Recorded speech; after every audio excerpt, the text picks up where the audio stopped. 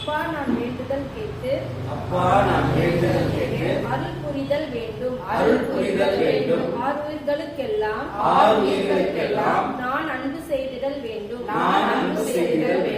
எப்பாரும் எப்பதமும் எங்கனும் நான் சென்று எந்தை நின்னது அருள் புகழை எம்பிடல் வேண்டும். தப்பேதும் நான் செய்யினும் நீர் பொறுத்தல் வேண்டும். இணைப்பிரியாத நிலைமையும் வேண்டுவனே. உறுதிமொழி. கோபம் கொள்ள மாட்டேன். இச்சையோடு பார்க்க மாட்டேன். ஆணையிட மாட்டேன். பழி வாங்க மாட்டேன். பகைவரிடமும் அன்பு செலுத்துவேன்.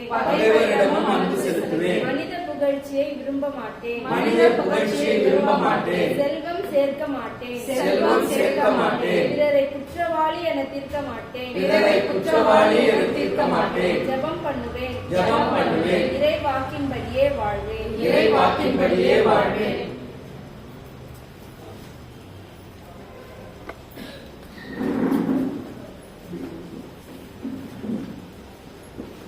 இந்த நற்செய்தியாளர் யார் என்ற தலைப்பில் நம்ம திருப்பி முதல்ல இருந்து இந்த புதிய வருஷத்துல நம்ம ஆரம்பிக்கிறோம். காரணம் என்ன அப்படின்னா, இந்த நிறைய பேர் கேட்டுக்கொண்டதற்கு வெளியில இருந்து ஊர்ல இருந்து வெளிநாடுகள்ல இருந்து இவங்க கேட்டுக்கொண்டதனுடைய அந்த காரியங்களுக்காக இந்த வகுப்பை நம்ம இன்னையிலிருந்து முதல் வகுப்புல இருந்தே நம்ம ஆரம்பிக்கிறோம். இந்த முதல் வகுப்பு என்னன்னா, நற்செய்தியாளர் யார் என்கிற தலைப்புல நம்ம இப்ப நிறைய வகுப்புகள் உண்டு, கல்லூரிகள் உண்டு, இறையியல் கல்லூரிகள் உண்டு. அதுல 3 ஆண்டுகள், 5 ஆண்டுகள், 7 ஆண்டுகள்ங்கிற பயிற்சி வகுப்புகள் நடக்கும். அந்த பயிற்சி வகுப்புகள் முடிச்சு வந்தோடனே ரெவரண்ட்ற பட்டம் கொடுப்பாங்க, ஃபாதர்ங்கிற பட்டம் கொடுப்பாங்க. சபை பிரிவுகளுக்கு ஏற்ப அவங்களுக்கு பட்டங்கள் வழங்கப்படும். பாஸ்டர்னு வருவாங்க, ப்ராஃபிட்ஸ்னு வராங்க. ஊழியர்கள் முன்னாடி பேருக்கு முன்னாடி அப்படி எல்லாம் போட்டுக்கிறாங்க. ஆனா நம்ம இந்த வகுப்பு நம்ம என்ன எடுக்கிறோம் அப்படின்னா, நற்செய்தியாளன்ங்கிற தலைப்புல இருக்கு.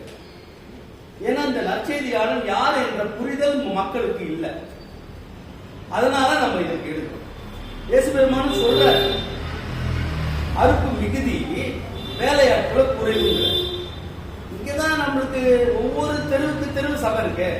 ஒவ்வொரு சபையில ஒரு 10 ஊழியக்காரர்கள் இருக்கிறாங்களே. அப்படி இருக்கும்போது அறுப்பு மிகுதி, வேலையாட்களோ குறைவுனா ஒன்னும் சரியா அது இதாகலையே, மேட்ச் ஆகலையே அப்படின்னா, அப்ப நம்மளுக்கு நற்செய்தியாளன்கிற அந்த ஊழியம் குறைவா இருக்கு. அதான் பொருளாதார மீது எல்லா ஊழியர்களும் இருக்கிறாங்க. ஆனா நற்செய்தியாளன்ற அந்த ஊழியம் குறைவா இருக்கு. நற்செய்தியாளர்கள் குறைவா இருக்கிறாங்க. நற்செய்தி ஊழியம் குறைவா இருக்குங்கிறது தான் இதுல தெளிவா தெரியும்.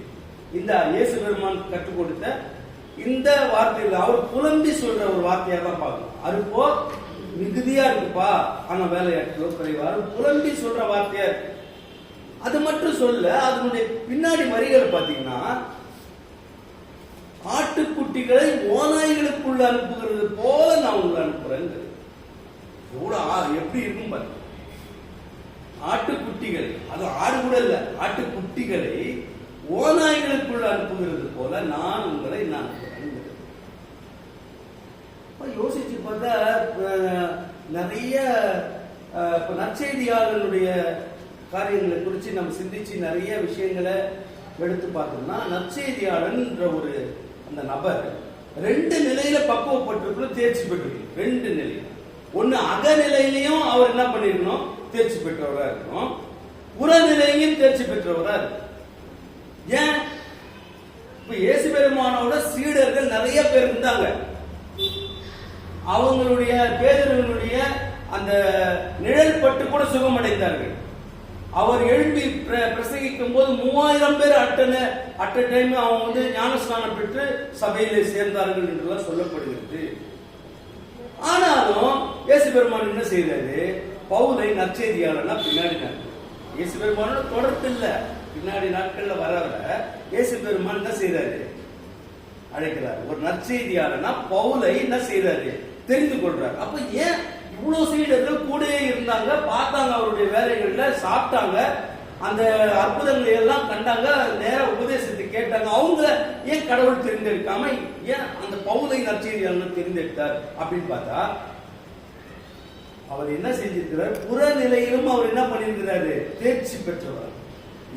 புறநிலையில தேர்ச்சினா எப்படி? இப்போ சமூகத்துல வேற பிற மதத்தவர்கள் இருக்கிறாங்க, பிற நிலையாளர்கள் இருக்கிறாங்க, அவங்களுடைய காரியங்களையும் அவர் என்ன செஞ்சிருக்காரு, கற்று தேர்ந்தவராக இருந்தார்.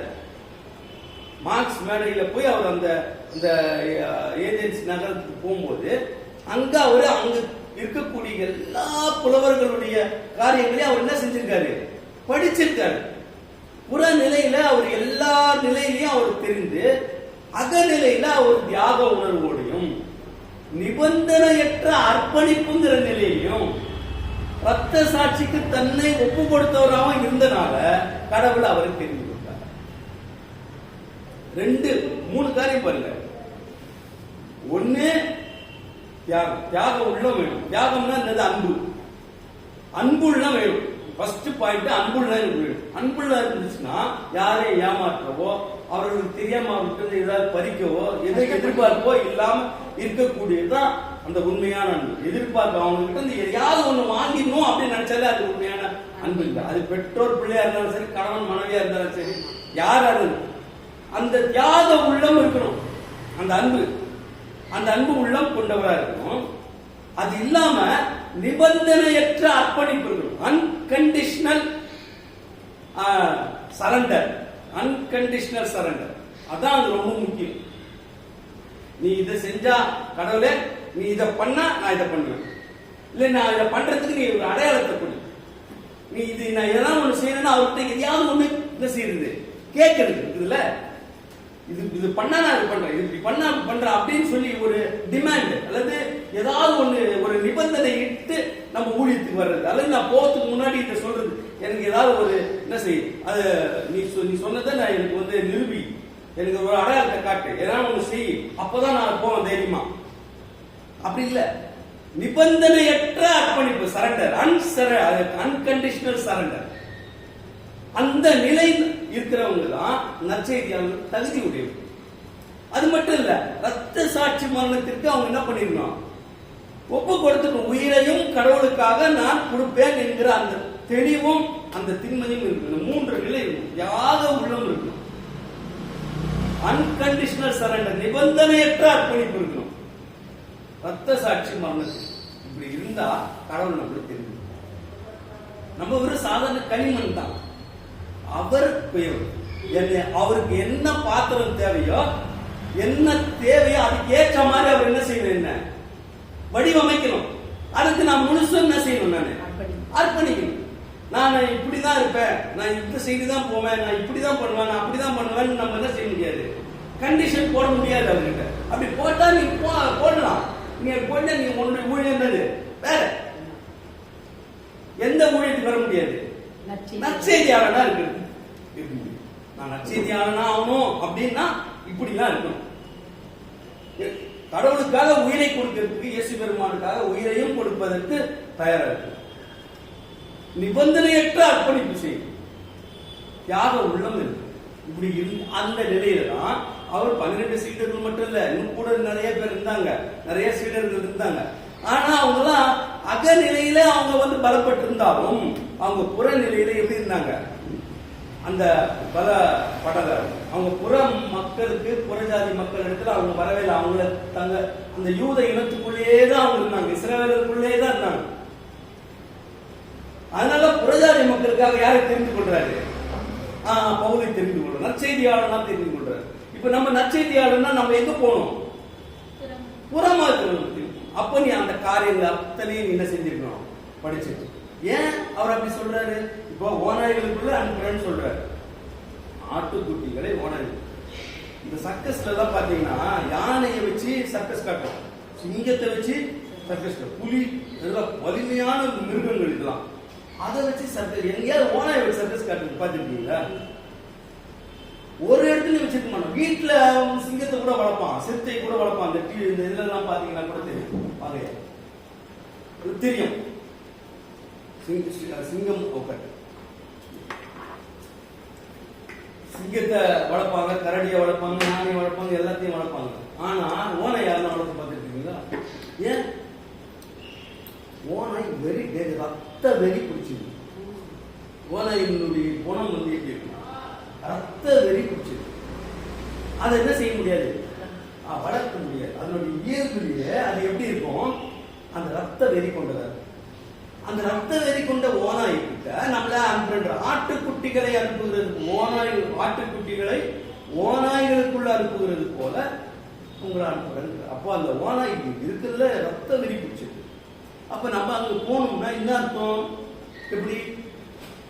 இப்ப அங்க மத வெறியர்கள் இருக்கிறாங்க, சாதி வெறியர்கள் அங்க இருப்பாங்க, எல்லா அந்த சபை வெறியர்கள் இருப்பாங்க. அவங்களுக்கு இயேசு பெருமான் என்ன சொன்னாலும் கேட்குமா? அவங்களுக்கு கோபமே வராது. ஆனா அந்த சபையையோ அந்த சபை தலைவரையோ ஏதாவது சொல்லிட்டா பயங்கர பொங்கி எழுதுவாங்க. எல்லாம் தேவையற்ற காரியங்கள்ல எப்படி உள்ளவர்களா இருப்பாங்க? வெறி உள்ளவர்களா இருப்பாங்க. நீ அங்க போனா என்ன பண்ணுவாங்க? கடிச்சு ரத்தத்தை குடிப்பான். அப்படிப்பட்ட அவங்க மத்தியில ஊழியம் செய்யறது தான் என்ன ஊழியம்? நற்செய்தியாளர் ஊழியம்.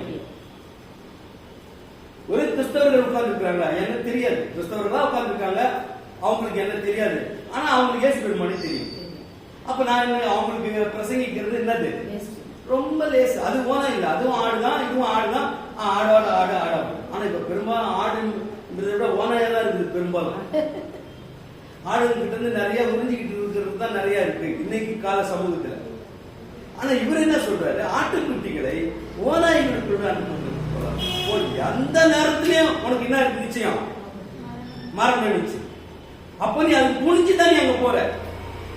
அந்த துணிந்து போறதுதான் யாருடைய முடியும்? நானு நல்ல இதா எனக்கு அவ்வளவு எனக்கு ஆபத்தெல்லாம் இல்ல, நான் சாதாரண ஒரு ஊழியம் செய்ய போறேன்னா அது அது இருக்கு. நிறைய ஊழியர்கள் வாசல் திறந்துருக்கு, சபை மக்கள் வருவாங்க. நீ ஒரு போர்டை போட்டீங்கன்னாலே சபை மக்கள் வந்துருவாங்க, அது வேற. ஆனா இங்க நற்செய்தியாளரை உருவாக்குகிற வகுப்புல இந்த தியாக உள்ளமும் நிபந்தனையற்ற அர்ப்பணிப்பும் அப்புறம் ரத்த சாட்சி மரணத்திற்கு ஒப்பு கொடுத்த நிலையும் இருக்கணும். சரியா?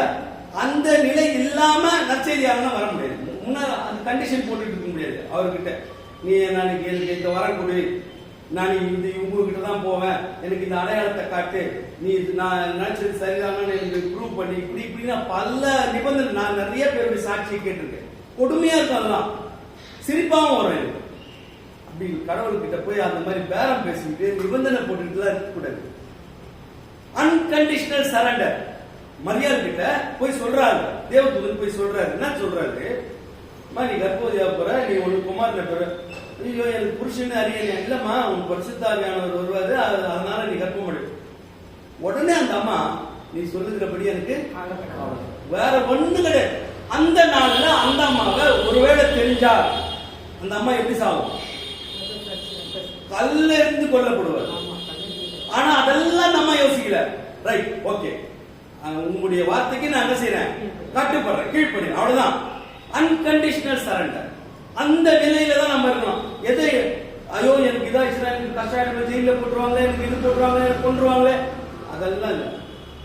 அப்படிலாம் வந்து நற்செய்தியாளர் உங்களுக்கு வரதுக்கு லாய்க்கு இல்லைன்னு நான் சொல்றது உங்களுக்கு வழங்குதா? அப்போ நற்செய்தியாளர் யார்? முதல்ல ரெண்டு நிலையிலும் பலப்பட்டிருக்கணும். ஒண்ணு அகநிலையிலும் பலப்பட்டிருக்கணும், இன்னொன்னு புறநிலையிலும் பலப்பட்டிருக்கணும். அகநிலையில கடவுள் வைத்திருக்கிற பக்தி வைராக்கியம் இருக்கணும். அதே நேரத்துல வெளியில ஒரு ஏதாவது ஒரு நிலை இருக்குன்னா அந்த எல்லா பாடங்கள் அரசியலை நான் தெரிஞ்சிருக்கணும், மதங்களை பற்றி தெரிஞ்சுக்கணும், அங்க இருக்கிற பண்டிகைகளை பற்றி, கால சூழ்நிலைகளை, எல்லா விஷயங்களும். அப்பதான் நான் அங்க போய் அந்த மக்களுக்கு நான் என்ன செய்ய முடியும்? அவங்களுடைய நிலையிலேயே நான் போய் அவங்களுக்கு பேச முடியும். நான் சொல்றது விளங்குதா? அவங்களுக்கு எப்படி பேசணும்? வெறும் வசனத்தை மட்டும் போச்சுக்கிட்டு இருக்க முடியாது. அவங்களுக்கு அறிவியல் வழியாகவும் பகுத்தறிவு வழியும் அவங்களுக்கு நாம என்ன சொல்லணும்? நற்செய்தியை அறிவிக்க வேண்டியது. ஒரு காரியத்தை சொல்றோம்னா அந்த காரியம் எப்படியா இருக்கணும்? அறிவியல் வழியாகவும் இருக்கணும், அவங்க ஏற்றுக்கொள்ளணும். அவங்கள வந்து இரிட்டேட் பண்ற மாதிரி நம்புன்னு சொன்னா அவங்க இரிட்டேட் ஆவாங்க, அவங்க நம்ம மேல கோவப்படுவாங்க, நீ மத மாத்தம் வந்தேன்னு சொல்லுவாங்க. அவங்களை எஜுகேட் பண்ணணும், அவங்களை சிந்திக்க தூண்டணும். அவங்க திரும்ப நம்ம கிட்ட வந்து அவங்க கிட்ட இப்ப அன்னைக்கு சொல்லிட்டு போனீங்களா, இதுல வந்து எனக்கு குழப்பமா இருக்குது, என்ன இதெல்லாம் வந்து விவரம் என்ன அப்படின்னு நம்ம கிட்ட கேள்வி கேட்க அவங்க வரணும். அவங்களை எஜுகேட் பண்றதுக்கு என்ன, அதுக்கு நம்ம சுயமா சிந்திச்சோம்னா என்ன செய்ய முடியாது, நம்மளால பண்ண முடியும். அப்போ பரிசுத்தாவின் தூண்டுதலின் பேரில் அவர் நம்மளே என்ன சொல்லி கொடுக்கிறாரோ அதன்படி நம்ம அந்த மாதிரி நடந்தோம்னா நம்மளுக்கு இந்த நற்செய்தியாளருங்கிற நிலை நம்மளுக்கு சரியாகும். சரியா? இந்த வகுப்பினுடைய நோக்கம் நற்செய்தியாளர். நற்செய்தியாளர் யார் என்கிறதுல இப்படிப்பட்ட நிலை இருந்தால் கடவுள் நம்மள என்ன செய்வார், நம்மளுடைய ஊழியம் எந்த இடத்துல இருக்கிற ஊழியம், ஓநாய்களுக்குள்ள போற ஊழியம், ஓநாய்களுக்குள்ள பண்ற ஊழியம். அப்போ நம்ம எந்த நேரமும் ரத்த சாட்சி மரணத்திற்கு நான் என்ன செஞ்சிருக்கணும், என்னை ஒப்பு கொடுத்துருக்கணும். ஒப்பு கொடுத்துதான் அந்த ஊழியத்துக்கு நான் வர முடியும். ஊழியத்துக்கு ஒப்பு கொடுக்காம நான் அந்த ஊழியத்துக்கு வரவே முடியாது. நான் என்னாலலாம் அது பண்ண முடியாதுன்னா இந்த ஊழியம் இல்லை, நிறைய ஊழியம், மற்ற ஊழியங்கள் நிறைய ஊழியங்கள் இருக்கு. அந்த ஊழியத்துல போல ஏதாவது ஒரு நிறுவனத்துல கூட நினைச்சு நம்ம வேலை செய்யலாம். செய்தியாளர்னா இப்படிப்பட்ட காரியங்கள் நம்மளுக்கு. இது வெறுமனே இந்த மட்டும் இல்ல, அவர் என்ன சொல்றாரு, ஒரே மந்தை ஒரே மேய்ப்பனுங்கிறார். இந்த தொழுவத்தில் இல்லாம வேற ஆடுகளும் எனக்கு உண்டுங்கிறார். இயேசுவுக்குள்ள எல்லாரையும் நான் கூட்டி சேர்க்க வேண்டிய ரகசியத்தையும் நான் உங்களுக்கு அறிவிச்சிருக்கிறாங்கிறார். பூலோகத்தில் பரலோகத்தில் உள்ளவர்களும் பூலோகத்தில் உள்ளவர்களும் இயேசு கிறிஸ்துவுக்குள் நான் என்ன செய்யறேன், கூட்டி சேர்க்க வேண்டும் என்கிற ரகசியத்தை நான் உங்களுக்கு என்ன செய்யறேன், அறிவிக்கிறேன். ஒரே மந்தை ஒரே மேய்ப்பனுங்கிறார், வேற தொழுவத்தில் இருக்கிற ஆடுகள்ங்கிறார். அப்போ அதெல்லாம் யாரு? கிறிஸ்தவர்கள் யாரெல்லாம் இன்னைக்கு ஒதுக்கி வைக்கிறாங்களோ, அவங்க அந்நியர்கள் புறசாதிகள் யாரெல்லாம் ஒதுக்கி வைக்கிறாங்களோ அவங்களெல்லாம் என்னது, எல்லாரையும் கூட்டி சேர்க்க வேண்டிய கடமை யாருக்கு இருக்கு? நற்செய்தியாளர். இன்னும் சொல்ல போனா அந்த தொழுவத்தில் நிறைய கிறிஸ்தவர்கள் இருக்கிறான். இவன் அர்த்தவங்களை அந்நியரணும், அர்த்தவங்களை சொல்லுவான். ஆனா நிறைய கிறிஸ்தவர்கள் அவங்களே அந்நியப்பட்டு தான் இருக்கிறாங்க. யாருக்கு? இயேசு பெருமானுக்கு அந்நியப்பட்டு தான் இருக்கிறாங்க. அவங்களையும் சேர்க்க வேண்டிய கடமை யாருக்கு இருக்கு? நற்செய்தியாளருக்கு உண்டு. அவங்க பல காரணங்களால அவங்க வேற நிலையில் இருக்கிறாங்க. அப்போ எல்லாரையும் கூட்டி சேர்க்க வேண்டிய கடமை நற்செய்தியாளர். அப்போ யார் யார் இடத்துல நம்ம எப்படி இது வந்து தியரிட்டிக்கல் கிளாஸ் தான். பயிற்சி வகுப்பு நம்ம வந்து பிராக்டிக்கலா போகணுன்றது தெரியல. அது இப்ப நம்ம எந்த ஒரு படிப்பா இருந்தாலும் முதல்ல என்ன செய்வாங்க, தியரிட்டிக்கல் கிளாஸ் படிச்சுட்டு அதுக்கப்புறம் தான் பிராக்டிக்கல் போக முடியும். நேரம் பிராக்டிக்கல் போனா அது ஆபத்தில் போய் முடிஞ்சிடும். அதனால முதல்ல நம்ம தியரிட்டிக்கலா நம்ம பக்குவப்படுத்துறோம், நம்ம ஒப்படைக்கிறோம், நம்மளை அர்ப்பணிக்கிறோம், நம்ம நிறைய விஷயங்களை கற்றுக்கொள்றோம். பிராக்டிக்கலா இல்லாம தியரிட்டிக்கலா நிறைய விஷயம். அதுக்கு இந்த வகுப்பு. அதுக்கப்புறம் நம்மள பயிற்சி வகுப்புகள் கடவுள் எப்படி எப்படிலாம் உங்களை பயன்படுத்துறாரோ, எப்படி வழி நடத்துறாரோ அப்படிலாம் நீங்க போய் என்ன செய்யலாம், நீங்க போகலாம், தாராளமா போகலாம். எப்படி உங்களை பயன்படுத்துறாரு. அப்போ வேற ஆடுகள் இருக்கு. அந்த வேற ஆடுகள் எங்கெங்க இருக்கு? எல்லா இடம் உலகம் முழுசுக்கும் இருக்கு. இந்தியாவை மட்டும் பாத்தீங்கன்னா 140 கோடி ஜனத்தொகைங்கிறாங்க. கிறிஸ்தவர்கள் பாத்தீங்கன்னா 2.5% இல்ல 3%. மீதி இயேசு பெருமானை நேரடியா அறிந்தவர்கள் எவ்வளவு? அவ்வளவுதான். ஆனா இப்போ அறியாதவர்கள் பாத்தீங்கன்னா எவ்வளவு இருக்குல்ல. இப்ப அவர்களுக்கெல்லாம் போய் சொல்லணும்ல, சொல்லணுமா வேணாமா? அவர்களுக்கு அவர்கள் நிலையிலேயே சொல்ல வேண்டிய கட்டாயம் நமக்கு. இயேசு இவர் சொல்றாரு, யூதனா இருந்தா அவருக்கு நான் எப்படி இருப்பேன்? யூதனா. கிரேக்கனா இருந்தா நான் கிரேக்கனா இருப்பேன். நியாயப்பிரமாணம் உள்ளவனா இருந்தால் நான் நியாயப்பிரமாணம் உள்ளவனை போல அவனுக்கு சொல்லுவேன். நியாயப்பிரமாணம் இல்லாதவனை இருந்தால் நான் எப்படி செய்வேன்? நியாயப்பிரமாணம் இல்லாதவனை போல. அப்போ சிலரை ரட்சிக்கும்படி எல்லாருக்கும் எல்லாம், அதான் அவருடைய கூட்டம். அப்ப நம்மளாம் அந்த நற்செய்தியாளருடைய பக்குவத்தில். ஒரு சைவர் இருக்காரு, அவருக்கு நீங்க எப்படி சொல்லணும்? ஒரு சைவத்தை சேர்ந்த இருக்காரு, அவருக்கு எப்படி சொல்லணும்? சைவ மதம் போய் சொல்லணும். அப்ப சைவத்தை பத்தி நீங்க முழுசா என்ன செஞ்சிருக்கணும்? தெரிஞ்சு. ஒரு வைணவர் இருக்காரு, இப்ப அவருக்கு நீங்க போய் சத்தியத்தை சொல்லணும். எப்படி செய்யணும்? சொல்லணும், வைணவரை தான் போய் சொல்லணும். ஒரு பைபிள் இல்லாத ஒருத்தர் இருக்கிறாரு, பைபிள் இருக்கிற ஒருத்தர் இருக்காரு, அவருக்கு போய் எப்படி சொல்லுவீங்க? பைபிள் இருக்கிற மாதிரி இப்ப வசனங்களை சொல்லி இப்படின்னு சொல்லலாம். பைபிள் இல்லாத ஒருத்தர் இருக்கிறார், அவருக்கு எப்படி சொல்லுவீங்க? பைபிள் இல்லாம சொல்ல. அப்ப அந்த தேர்ச்சி நமக்கு இருக்கணும். அடிப்படை ஒரே நற்செய்தி என்னது? ஆன்ம விடுதலை. யாரால? பேரண்டத்தின் ஒரே கடவுளாகி இயேசு பெருமானாலதான் உனக்கு ஆன்ம ரட்சிப்பு. இதுதான் நற்செய்தி. இந்த நற்செய்தியை போய் அவங்க சொல்லணும். எந்த வகையில எப்படினாலும் சொல்லணும். அடிப்படை நற்செய்தி என்னது? பேரண்டத்தின் ஒரே கடவுளாகிய இயேசு பெருமான், அவரால் மட்டும்தான் உனக்கு ரட்சிப்பு, ஆன்ம மீட்பு. இதுதான் அடிப்படை சத்தியம். இந்த அடிப்படை நற்செய்திய நீ எந்தெந்த வகையிலும் போய் என்ன செய்யலாம்? போய் அவர்களுக்கு ஏற்றாற் போல அது சொல்ற பழகிறது தான் என்னது? இந்த நற்செய்தியாளர்கள் வரும். சொல்றது உங்களுக்கு விளங்கிடுச்சா? இப்போ என்ன எப்படி நம்மளுடைய நிலைன்னா அகநிலையிலும் நான் மேம்பட்டுக்கணும், புறநிலையிலையும் மேம்பட்டுக்கணும். புறநிலையில அகநிலையில மேம்பட்டுக்கணும்னா எப்படி? அகநிலையில நான் மேம்பட்டுக்கணும்னா என்னுடைய உள்ளம் எப்படிப்பட்ட உள்ளமா இருக்கணும்? யாக உள்ளமா இருக்கணும், அன்புள்ளம் கொண்டதா இருக்கணும். அதுக்கப்புறம் நான் நிபந்தனையற்ற அர்ப்பணிப்பு எனக்குள்ள இருக்கணும். ரத்த சாட்சி மரணத்திற்கு நான் என்ன செஞ்சிருக்கணும்? தீர்மானம் நான் முடிவு பண்ணிருக்கேன். அப்பதான் இது அகநிலையினுடைய நிலை. புறநிலையில என்ன? எல்லாம் போய் படிச்சிருக்கணும், நல்ல நிறைய படிச்சு நல்லா அவங்க இத வெறுத்து இதை எப்படி படிக்கிறது, இது அவங்களுடைய இதெல்லாம் எப்படி வாயில உச்சரிப்பேன், இதெல்லாம் எப்படி படிப்பேன் அப்படி இருந்தா என்ன இல்ல, நீ நற்செய்தியாளன் இல்ல. நிறைய பேர் அந்த மாதிரி நான் பார்த்து நிறைய ஊழியக்காரி இந்த பேர்லாம் நான் வாயிலே உச்சரிக்கிறேன் அப்படின்னு சொல்றாங்க. பார்த்து இந்த புராண புக்கால படிக்கணுமா?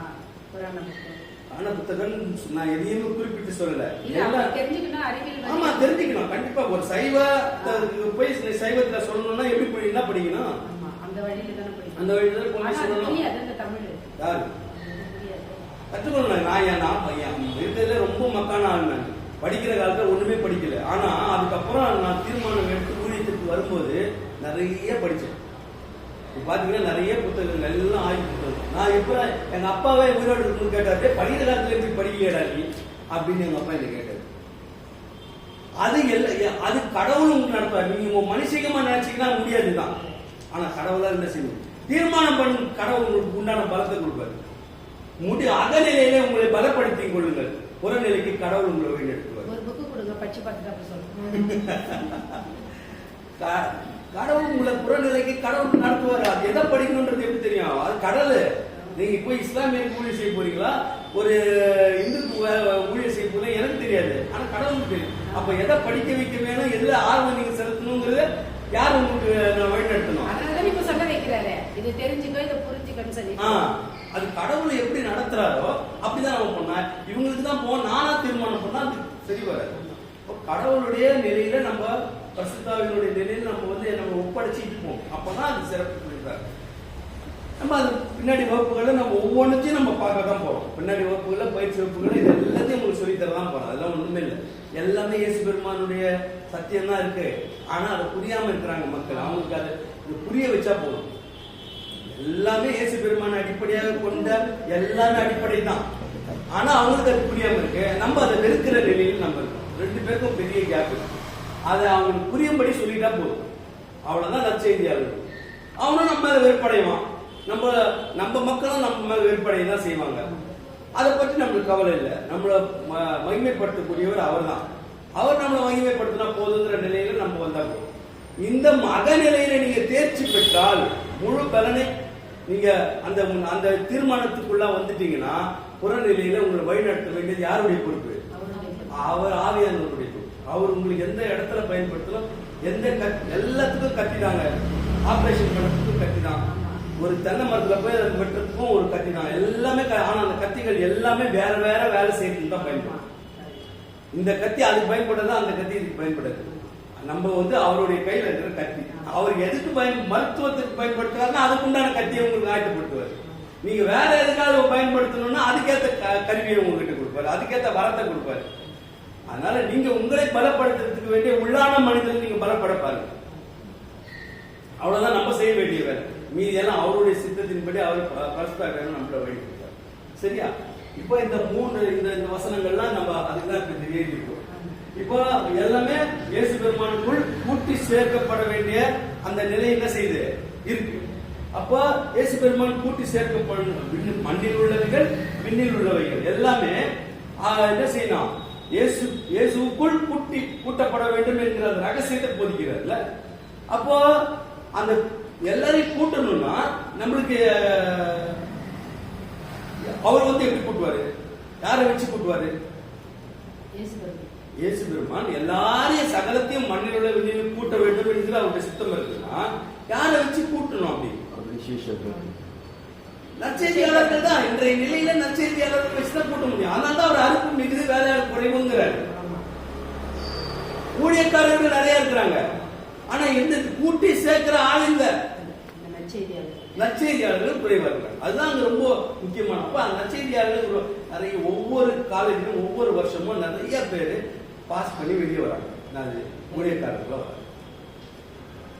இந்த என்ன சொல்றது, தியாலஜிக்கல் காலேஜ்ல இடையியல் கல்லூரியில நிறைய படிச்சுட்டு வெளியில வராங்க. ஒவ்வொரு வருஷமும் ஒரு பேட்ச் வெளியே வருது இல்ல. என்ன நடந்தது? இந்தியாவில் ஒரு பெரிய மாற்றம் ஏற்பட்டுச்சா? அந்த பர்சன்டேஜ் எவ்வளவு வருஷத்துக்கு முன்னாடி இந்த பர்சன்டேஜ் இன்னும் என்ன செய்யுது அப்படிதாங்க. அவன் குட்டி போட்டதுதான் பெருகி போகுதே தவிர என்ன இல்ல. யாரும் ஒரு மக்கள் வந்து சேர்ந்தாங்கிற அந்த நிலை இல்ல. அவர்கள் ஜனத்தொகையில பெருகினதுனால வரக்கூடிய பர்சன்டேஜ் தான் ஏறி இருக்கே தவிர ஒரு புதுசா ஒரு இது வந்தாங்கன்றது. அப்போ நம்ம எங்க பிடிக்க வேண்டியது, யாரை பிடிக்க வேண்டியது இருக்கு? ஒரு தலைமையை பிடிக்க வேண்டியது, ஒரு மத தலைவரை பிடிக்க வேண்டியது, ஒரு பெரிய ஜாதி தலைவர். அவன் ஒரு ஆள் மாறினான்னா இன்னும் அவன் கீழே இருக்கிற அந்த மொத்த ஜனம். அப்படிதான் அந்த நாட்கள்ல வைணவத்துல சைவத்துல இவங்கெல்லாம் வந்து என்ன செஞ்சாங்க, அந்த பௌத்த மன்னர்களை அந்த இவங்க சமண மன்னர்கள் எல்லாம் என்ன செஞ்சாங்க, மாத்தினாங்க. அப்ப எல்லாம் சைவ நிலையில பலம் பெற்றிருந்த பௌத்தமும் சமணமும் என்ன செஞ்சிச்சு, இந்தியாவில் இல்லாம போயிடுச்சு. எல்லாம் சைவமும் வைணவமும் பயங்கரமா பெருகிச்சு. எதனால? அவங்க போய் அந்த ராஜாக்களை போய் பிடிச்சாங்க, பெரிய பெரிய தலைமைகளை போய் அவங்க பிடிச்சாங்க. அப்ப நச்சு அது நிறைய துன்பம் இருக்கும், நம்மள சாகடிப்பாங்க. எல்லாத்துக்கும் நம்ம தயாரா தான் நம்ம என்ன செய்யணும், போய் அவங்கள எல்லாரையும் கூட்டி சேர்க்க வேண்டிய கட்டாயம் இருக்கு. இதை வந்து யார் மூலமா அவர் நிறைவேற்றுறாருன்னா நற்செய்தியாளர்கள் மூலமா. நம்ம தான் அவர்கிட்ட எப்படி அன்கண்டிஷனல் சரண்டரா இருக்கு. நம்ம ஒரு சாதாரண ஒரு களிமண்ணா அவர் கையில கொடுக்கப்பட்டிருக்கு. அவ்வளவுதான். அவர் நம்ம எப்படி அவருடைய நிலையில நம்ம வணைந்து கொள்றாரோ அப்படி அவர் வணைந்து கொள்றது நம்ம ஒப்படைக்கணும். நான் சொல்றது விளங்குது அவங்களுக்கு. அதே மாதிரி கடைசியில நம் யூதனுக்கு யூதனை போலவும் கிரேக்கனுக்கு கிரேக்கனை போலவும். அப்ப நான் இன்னைக்கும் நான் எப்படி நான் பிரசங்கம் பண்றேன், எப்படி நான் போறேன், எப்படி எல்லாரையும் சந்திக்கிறேன்னா நான் ஒரு கிறிஸ்தவனா தான் ஒவ்வொருத்தரையும் நன்மை செய்யறேன், சந்திக்கிறேன்.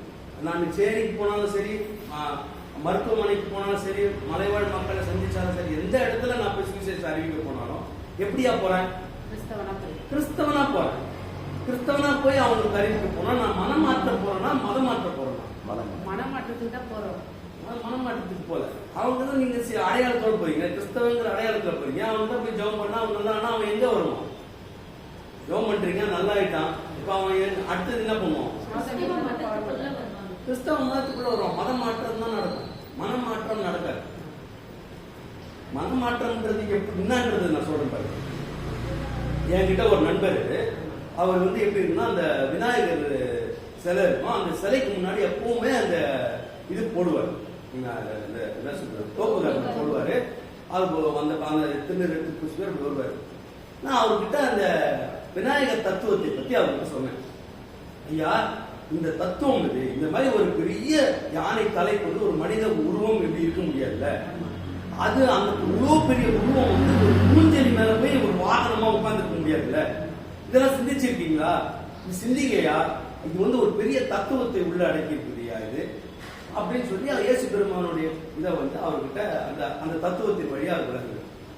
அவர் ஒரு வாரம் கழிச்சு அவருக்கு நான் சந்திச்சேன். அப்ப அவர் சொல்றாரு, ஐயா நீங்க சொன்னது புத்தி போட போகும்போது ஏசப்பதான் எனக்கு ஞாபகத்துக்கு வராது. எனக்கு ஒவ்வொரு நாளும் நான் போய் அங்க எப்போதும் போல வழிபட போகும்போது எனக்கு யார் ஞாபகம் தான் வருது? ஏசப்பா ஞாபகம் தான் வருது. அவர் அதே பட்டை தான், அதே கொட்டை தான், எல்லாம் அதே நிலையில தான். ஆனா அது உள்ள மட்டும் என்ன செஞ்சிருக்கு? கொஞ்சம் மாறி அப்படியே வருவாரு. அவரை யார் நடத்துவா? பரிசுத்த ஆவியானவர் அவரை நடத்துவார். அப்படிதான் நடக்கணும். கொஞ்சம் கொஞ்சமா மாற்றம் அடையணும். அவங்க ஏன் என்னுடைய நிலைக்கு வந்து இப்படி வந்து அப்படின்றது என்ன செய்யுது? மத மாற்றம் போயிடும். மத மாற்றத்தை இயேசு பெருமானே கண்டிக்கிறார். இயேசு பெருமானே கண்டிக்கிறார். மத மாற்றம் கூடாதுங்கிறார். மன மாற்றத்தை ஏற்படுத்துங்கள் தான் சொல்றாரு. சோ நம்ம இந்த நிலையில நற்செய்தியாளர் நம்ம வந்து என்ன செய்யணும்? அந்த நிலையை நம்ம ஊழியத்தை நம்ம ஏற்கணும், விரும்பணும். நம்ம உள்ளான மனிதனை நம்ம பலப்படுத்தணும். வெளிநிலையில உள்ளார்ந்த மனிதனும் பலப்பட வேண்டும், அறிவார்ந்த மனிதனும் பலப்பட வேண்டும். இந்த ரெண்டு வார்த்தை ஞாபகம் வச்சுக்கணும். என்னது? உள்ளார்ந்த மனிதனும் பலப்படும், உள் மனிதன் பலப்படணும், அறிவார்ந்த மனிதனும் பலப்பட்டிருக்கணும். அப்பதான் நான் எதிர்கேள்விகளை போய் படிச்சவங்க மத்தியில போய் நான் ரெண்டு இடம் இருக்கு. ஒரு படிக்காத ஒரு சேரி இடம் இருக்கு, அல்லது ஒரு படிச்ச ஒரு காலனி இருக்கு, ஒரு பெரிய படிச்ச மக்கள் ஒரு கோட்டை இருக்கு. இப்ப நான் ஊழியத்துக்கு போறேன், ஒரு வேன் போய் நிக்குது. எங்க போய் நிற்கும்? ஏன்? தெரியாது, கேள்வி கேட்க மாட்டான். நீ எங்க போனீங்கன்னா 1000 கேள்வி கேட்பான். அப்ப அவன் பதில் சொல்றதுக்கு உங்ககிட்ட என்ன இல்ல? பதில். அப்ப அவங்களுக்கு பதில் சொல்ற அளவுக்கு நீ பதில் சொல்ற அளவுக்கு உங்க அறிவை என்ன செய்யணும்? வளர்த்து கொண்டு போனாதான் அது நற்செய்தி. நான் சொல்றது உங்களுக்கு புரியுதா? இப்போ நற்செய்தியாளனை யார் தேர்ந்தெடுக்கிறா அப்படின்னா, யார் தேர்ந்தெடுக்கிறா? இயேசு பெருமானே தேர்ந்தெடுக்கிறார். எந்த அடிப்படையில் தேர்ந்தெடுப்பாரு? இயேசு பெருமான் தேர்ந்தெடுக்கிறார். அவர் தான் இன்டர்வியூ பண்றாரு, அவர் தான் ரைட் பர்சன் வா அப்படின்னு கூப்பிடுறாரு. எந்த அடிப்படையில் பண்ணுவாரு? உள்ளத்தை பார்த்து. என்ன உள்ளம் இருக்கணும் உங்களுக்கு? யாக உள்ளம் இருக்கணும். அதுக்கப்புறம் நிபந்தனையற்ற அர்ப்பணிப்பு, அன்கண்டிஷனல் சரண்டர். நிபந்தனையற்ற நீ இதை பண்ணு அதை பண்ணு, நீ இதை கூட அதை கூட போட்டு நொச்சி அடிக்கிறது இருக்கு பாரு, அது இருக்கவே கூடாது. இன்னைக்கு எனக்கு அவர் போற நான் இந்த இடத்துல சாப்பாடு இருக்குமா இருக்காதான்னு தெரியாது. இன்னைக்கு அவர் எனக்கு கொடுப்பாரு. ஒருவேளை கொடுக்கறதுனாலும் பரவாயில்ல. அந்த நிலையில எனக்கு இப்படி சாப்பாடு கொடுக்கணும், நான் இந்த இடத்துல தங்கணும், எனக்கு இந்த கார்ல போகணும், நான் இப்படிதான் இருக்கணும் அப்படின்னு கேட்டா நீ யாரும் இல்ல, நற்செய்தி அழகு. நீ வேற ஊழியம் செஞ்சு சொல்றது உங்களுக்கு விளங்குதா? அப்போ இயேசு நம்மளை தெரிந்து கொண்டா. என் உள்ள எப்படி ஃபர்ஸ்ட் என் உள்ளத்தை தான் பாக்குறாரு. என் உள்ளத்துல இந்த நிலை இருந்துச்சுன்னா அவரே உங்களை என்ன செய்வாரு? நற்செய்தியாளனா தெரிந்து கொள்வார். அப்ப எனக்கு யார் தலைவர், யார் தெரிந்து கொள்றா? இயேசுவே தெரிந்து கொள்றார். அப்ப அது யாரை தெரிந்து கொண்டார்? அந்த மாதிரி பவுலை தெரிந்து, அந்த மாதிரி யாரை தெரிந்து கொண்டார்? பவுலுக்கு ஒரு வெறி இருந்துச்சு அவன்கிட்ட. முதல்ல இயேசு பெருமானுக்கு தெரியாது. ஆனா அவன் என்ன போய் அந்த அவன் யார நம்புறான் கடவுள்னு, அதுக்கு எதிராக இருக்கிறவங்க என்ன செய்யறான்? கொல்றான். கொல்றதுக்கு அவன் ரெடியா இருக்கிறான். அந்த அளவுக்கு அவன் கடவுள் மேல இருக்கிறது. ஆனா அவன் சரியான நிலை இல்ல. ஆனாலும் அவன் வந்து ஒரு யாரை அவன் கடவுள்னு நினைச்சிட்டு இருக்கானோ அவங்களுக்கு எதிராக இருக்கிறவங்க அவன் என்ன செய்யறான்? போட்டு கொலை செய்யறான். சவுலா இருக்கிறான். அப்போ கடவுள் குறுக்கிடுறாரு. அவனுக்கு அந்த உள்ளம் இருக்கு, அவனுக்கு அந்த தியாகம் உள்ளம் இருக்கு, அந்த அர்ப்பணிப்பு இருக்கு, அந்த ரத்த சாட்சி மரணத்திற்கு தயாரா இருக்கு. அந்த உள்ளம் இருக்குன்னு யார் தெரிஞ்சுக்கிறான்? கடவுள் தெரிஞ்சு அவனுக்கு கூட இருந்த அவ்வளவு சீஷர்கள் இருந்தாங்க. ஆனாலும் அந்த நிலையில இன்னைக்கு பவுலை கொண்டுதான் இந்த நற்செய்தி ஊழியத்தை செய்யறாரு. இல்ல இன்னைக்கு அவருடைய டாக்டர் அவர் எழுதுற எழுத்துக்கள் தான் இன்னைக்கு நிறைய கிறிஸ்டியன் டாக்டராகவே இருக்கு.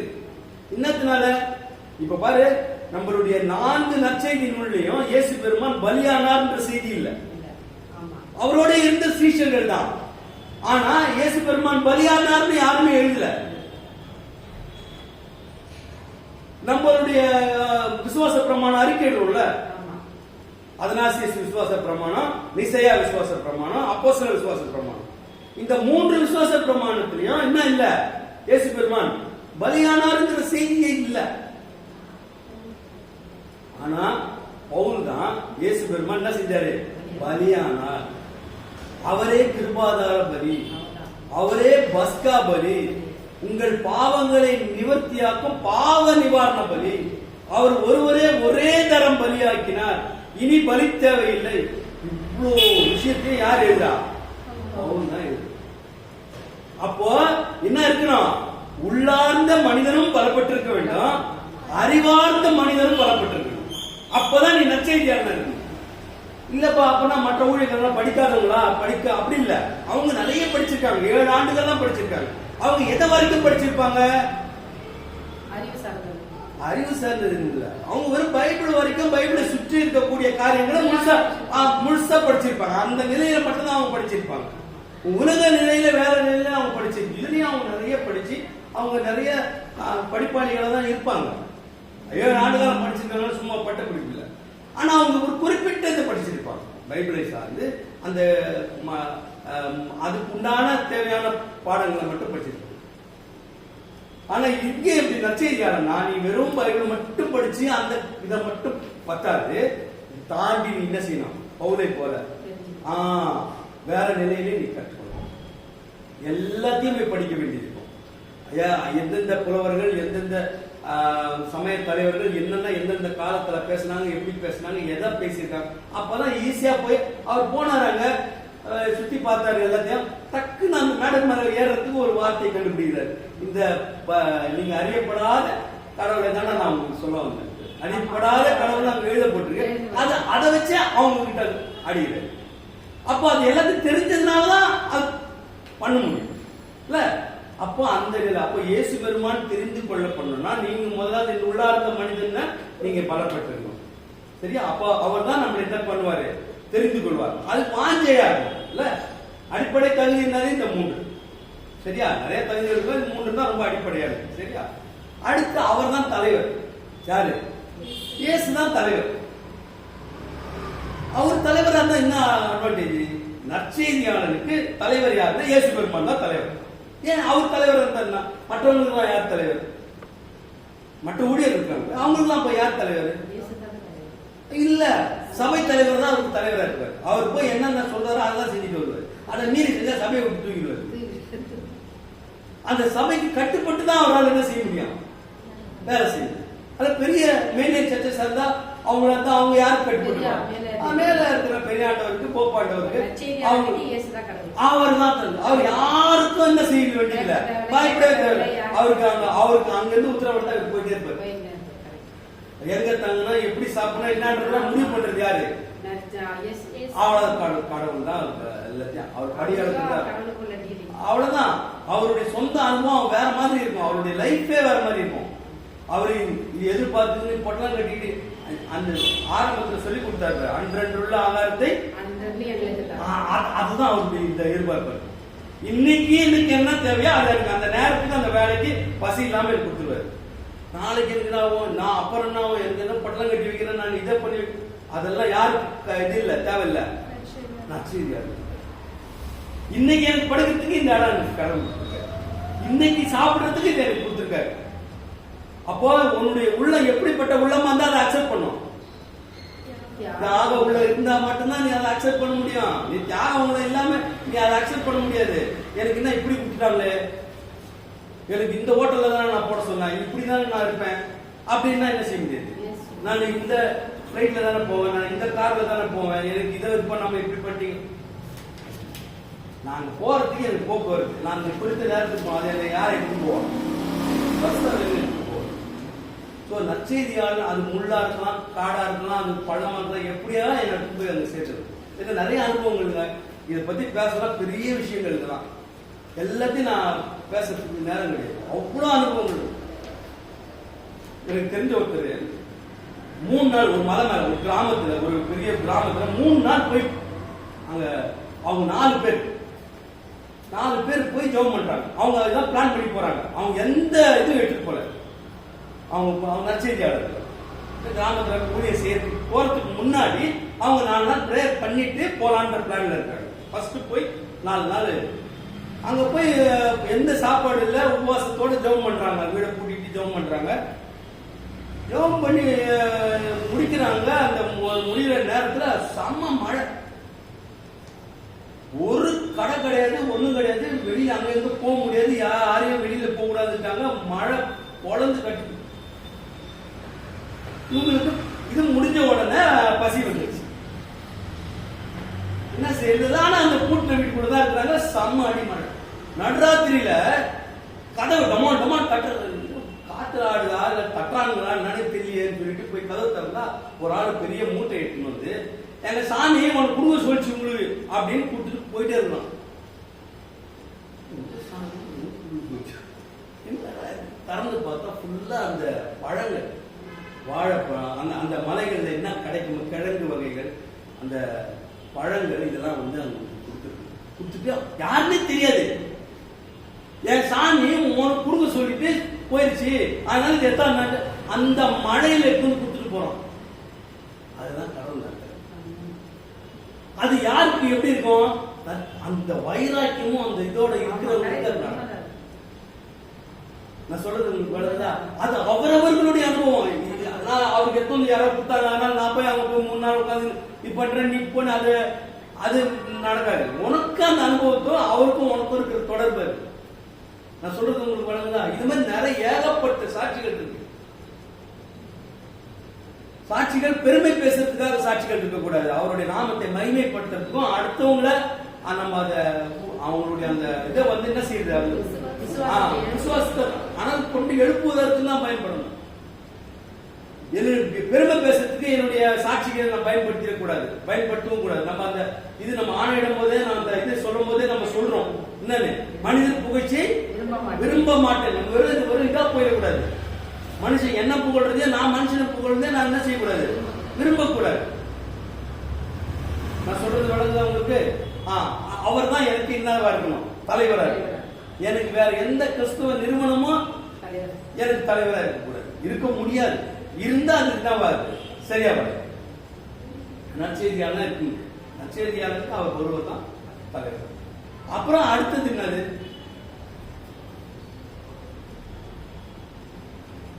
அவரு யாரால தெரிந்து கொள்ளப்பட்டிருக்கிறவரா இருக்கிறாரு, அவரை நம்மளை வழி. இயேசு பெருமானின் ஆவியே நம்மளை வழி, பரிசுத்த ஆவியானவரே நம்மளை வழி. இயேசு பெருமானின் ஆவியே நம்மளை என்ன செய்யும்? அப்போ அவருடைய ஆவியே நம்மளை வழிநடத்தினா நம்மளுக்கு என்ன அதுல அட்வான்டேஜ்? இயேசு பெருமானுடைய ஆவி ஒருத்தரை வழிநடத்துது அப்படின்னு நம்ம புரியுறோம் அப்படின்னா அது எப்படி நம்ம புரிய முடியும்? அல்லது அதனுடைய அட்வான்டேஜஸ் என்ன? இல்ல, இவரை பரிசுத்த ஆவியானவர் நடத்துறாரு, அந்த வழிதான் இது போறாரு அப்படின்னு நம்ம ஐடென்டிஃபை பண்ணல. அல்லது என்ன இப்படி நடத்துறாரு, என்ன பரிசுத்த ஆவியானவர் தான் நடத்துறாரு அப்படின்னு எனக்கு ஒரு இது வேணும்ல. அது எப்படி தெரிஞ்சுக்கணும்? அவருடைய ஆவியானவர், இயேசுவின் ஆவியே அவரை வழி நடத்தும் அப்படின்னா நம்ம அதனுடைய அட்வான்டேஜஸ் என்ன, அதனுடைய அது எப்படி நம்ம புரிந்து கொள்றது, அது எப்படி அது நம்ம புரியுது?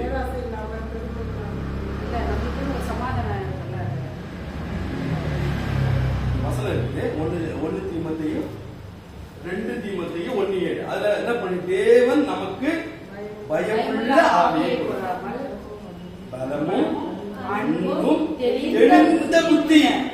அதான் முக்கியம். நம்ம ஒண்ணு சொன்னா அவன் ஒண்ணு புரியுது இருக்கும். அப்படி இருந்தாலும் என்ன இல்ல, தெளிந்த புத்தி இல்லைன்னு அர்த்தம். அப்போ அந்த 3 அந்த பயமுள்ள ஆவியை கொடாம, ஃபர்ஸ்ட் என்ன, தைரியம், அதுக்கப்புறம் அன்பு, அதுக்கப்புறம் தெளிந்த புத்தி. பயமுள்ள ஆவியை கொடாமல் அன்பும் பலமும் தெளிந்த புத்தியும். அந்த தெளிந்த புத்திங்கிறது என்னது?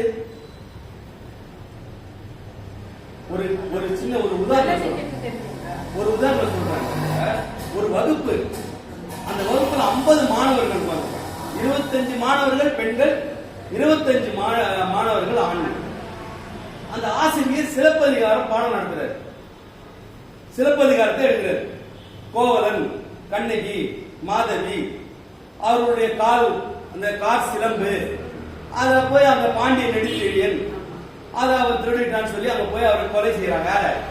அந்த கதை தெரியுன்றதுனால நான் அப்படியே வேகமா போறேன். இந்த முழு கதையை சொல்லி முடிக்கிறேன். இந்த கதையை அந்த சிலப்பதிகாரத்தை எடுத்துட்டு உங்களுக்கு தெரிஞ்சதை நீங்க சொல்லுங்க, இந்த கதையிலிருந்து நீங்க புரிந்து கொண்டதை சொல்லுங்க அப்படின்னு.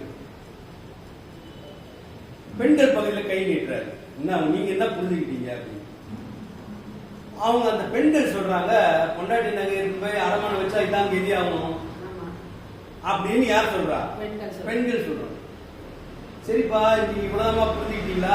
நீங்க என்ன சொல்லுப்பா, இந்த பொண்டாட்டி நகர் அரமனை வச்சா 1 எடுத்து போக 2 எடுத்து போய் வைக்கணும்னு புரிஞ்சுக்கிட்டேன் அப்படிங்கிறாங்க. என்னடா இது இப்படி சொல்றீங்களா அப்படின்னா ஒரே ஒருத்தன் எழுதினான். நான் சொல்றேன் ஐயா, 4 வரியில சொல்றேன். பால் நகையால் வெண்முத்து பல்நகையால் கண்ணகி தன் கால் நகையால் கழுத்து நகை போன கதை சிலப்பதிகாரம் சார். தெரிந்த புத்தி முழுசா அப்படியே உள்வாங்கிறது, சுருங்கி திரும்ப சொல்றது. இவ்வளவு பெரிய சிலப்பதிகாரத்தை அப்படியே முழுசா உள்வாங்கிறான். வாங்கி எப்படி கொடுக்குறான்? சுருங்கி கொடுக்குறான். எப்படி அப்படியே அந்த ஸ்பூன்ல அப்படியே அல்வா கொடுக்குற மாதிரி கொடுக்குறான். அதான் என்னது? தெளிந்த புத்தி இருக்கும். எவ்வளவு பெரிய கருத்தா இருந்தாலும் அப்படியே என்ன செய்யணும்? அப்படியே உள்வாங்கிக்கணும். சரியா விதத்துல உள்வாங்கணும். அதை நம்ம எப்படி கொடுக்கணும்? வளவளன்னு இல்லாம சுருங்கி அழகா கொடுக்கணும். நான் சொல்றது நடந்ததா? அப்போ அவருடைய ஆவியால் நடத்தப்படுகிற அந்த நிலை இருந்தால் நமக்கு பயம், அன்பு பெருகி இருக்கும். எல்லாம் யாருக்கிட்டையும் எனக்கு அன்பு இல்லைன்னு யாராவது சொல்லுவாங்களா?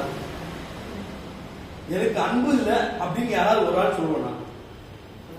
யாருமே சொல்லணும். எல்லாம் அன்பு இருக்குமா? அப்ப அந்த அன்புக்கு டெபினிஷன் வேணும். வேணும்ல? வேணுமா இல்லை வேணுமா? அந்த அன்புக்கு டெபினிஷன் வேணும். நான் என் மனைவியின் இடத்துல அன்பா இருக்கிறேன், என் பிள்ளைகள் இடத்துல அன்பா இருக்கிறேன், என் பெற்றோர் இடத்துல இல்ல மற்றவங்க கிட்ட நான் அன்பா இருக்கிறேன். இந்த அன்பு என்ன அன்பு? சுயநலமான அன்பு. எதனோ தேவை இருந்தது நம்ம கணவன்ற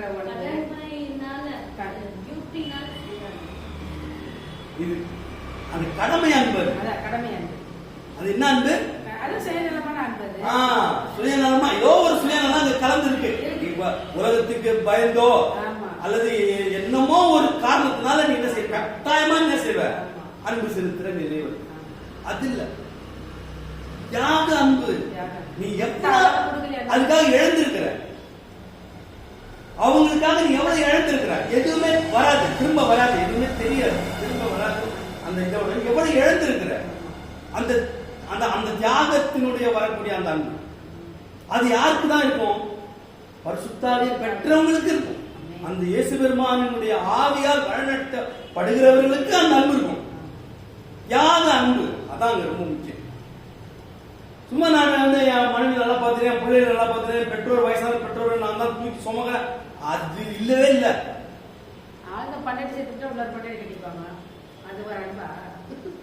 அப்போ எந்த அன்பு எப்படி இருக்கும்? தியாக அன்பு இருக்கும். எவ்வளவு இழந்த, அவங்களுக்காக நீ எவ்வளவு இழந்தங்கிற மதிப்பிடுற நிலை இருக்குல்ல.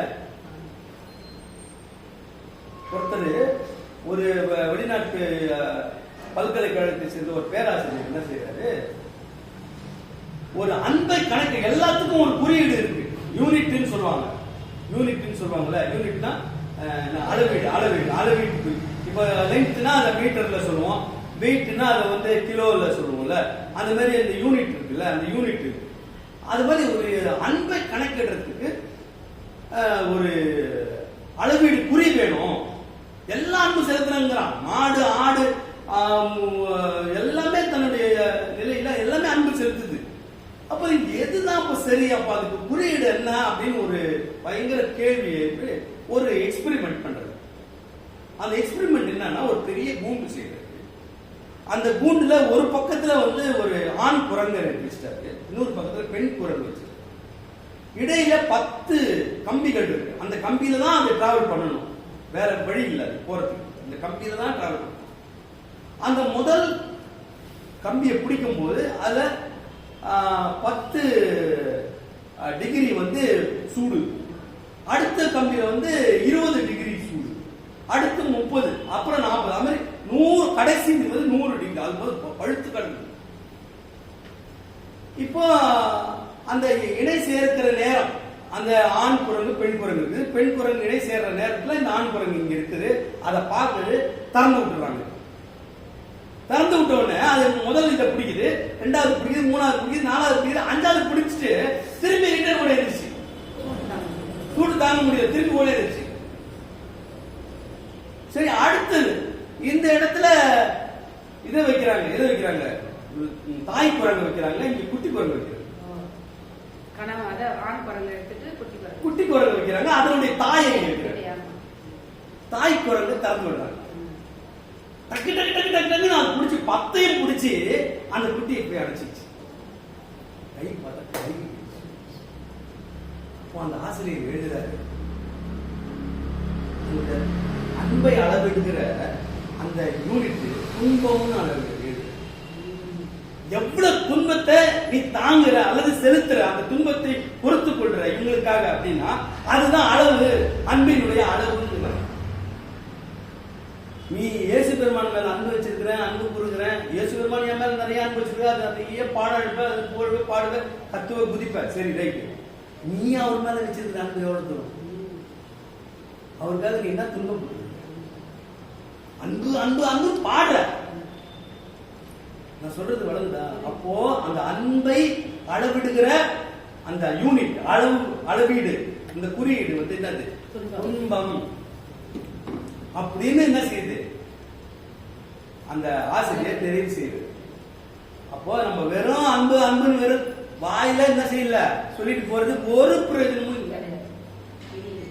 நான் சொல்றது வளருதா? அப்போ பயம் இல்லா இயேசு பெருமானின் ஆவி என்னை வழி நடத்தினால் எனக்கு என்ன இருக்காது? பயம் இருக்காது. அன்பு தியாக அன்பு என் உள்ளத்துல ஊறி இருக்கும். அப்புறம் பலம் பலம் என்ன பலம்? நல்லா எக்ஸசைஸ் பண்ணி ஓட்டம் நல்லா அப்படியே இதாயிருக்கா, அதான் பயங்கர உடல் பலமா உள்ள பலம். அவங்களே பயங்கர வீக்கானாங்க. அவர் அந்த முள் எனக்கு கொடுக்கப்பட்டிருக்குன்றார். அவரே ரொம்ப பலவீனமா. வெறும் பகுதி நம்ம ஊழியக்காரலாம் எப்படின்னா எல்லாருமே பலவீனமா, அவங்க மைக்கு முன்னாடினா அவ்வளோ பிரம்மாண்டமா இருக்கும். எல்லாருமே பலவீனம்.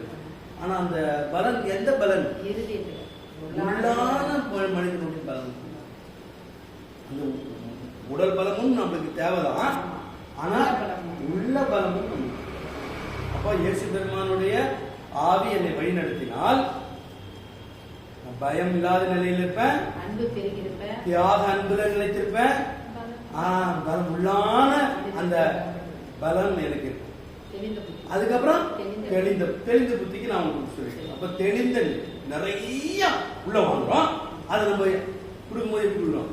கரெக்டா நம்ம என்ன செய்யணும்? அந்த எல்லாத்தையும் நம்ம உள்வாங்கும் போது அந்த தெளிவு இருக்கணும். அந்த தெளிவு இருக்குதுன்னு எப்படி தெரியும்?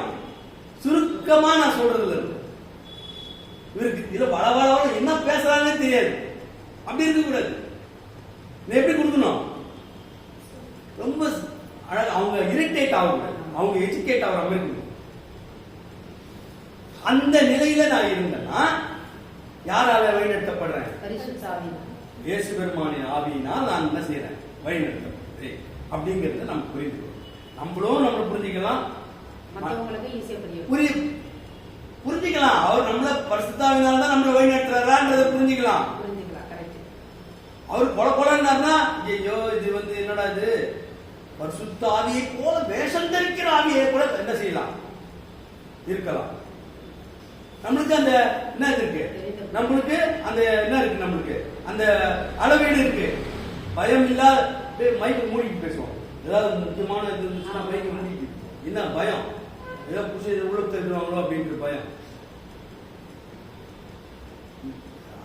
இதுக்கு இயேசு பெருமானால ஆவியினால் வழிநடத்தப்படுகிறது என்ன இல்ல? முதல்ல பயம் கிடையாது, தெளிந்த புத்தி, பலன், அந்த தியாக அன்பு நம்மளுக்கு. ஓகேவா? புரிஞ்சுக்கிட்டீங்களா? அதுக்கப்புறம் ரத்த சாட்சியினால் ரத்த ஞானஸ்நானத்திற்கு ஒப்பு கொடுத்தவர்கள். முதல்ல நான் வரும்போதே நான் எதுக்கு என் உயிரை என்னன்னு யாருக்காக கொடுக்குறேன்? என் உயிர் எப்பயோ போயிருக்குங்க. என் உயிர் எப்பயோ போயிருக்கு, குழந்தைக்கே போயிருக்கு. அதை தாண்டி வாலிப வயதுல நிறைய நேரம், இப்ப சமீப காலங்களில் கூட நிறைய நேரத்துல நான் தப்பிச்சு வந்திருக்கேன். ஏன் வந்தேன்? அந்த உயிர் அவருக்காக போடும். எப்படியும் நான் சாக போறது உண்மைதானே, அவருக்காக போட்டுமே. நான் சொல்றது சரியா இருக்க. அப்போ நான் ரத்த ஞானஸ்நானத்திற்கு நான் ஒப்பு கொடுத்த பின்னரே நான் எதுக்கு வரணும்? நற்செய்தியாளர் ஊழியத்திற்கு நான் வரணும், என்ன அர்ப்பணிக்கணும். இயேசு பெருமான் சொல்றாரு, அப்ப நீ வந்து நான் பெற ஸ்நானத்தை நீ பெறுவியா அப்படின்ற உடனே அவங்க அது தெரியுமா தெரியாதான்னு தெரியல, ஆனா அவங்க பெறுவோம். உடனே அவர் சொல்றாரு, ஆமா நீங்கள் பெறுவீர்கள் அந்த ஞானஸ்நானம். என்ன ஞானஸ்நானம்? ரத்த ஞானம், ரத்த சாட்சி மரணத்திற்கு ஒப்பு கொடுத்து வர வேண்டும். அடுத்து புது உடன்படிக்கையின் ஊழியக்காரர் வாசிங்க, வேணா ஒரு வருஷம் வாசிங்க. 1 தீமோத்தேயு 1:7 வாசிங்க. 1:7.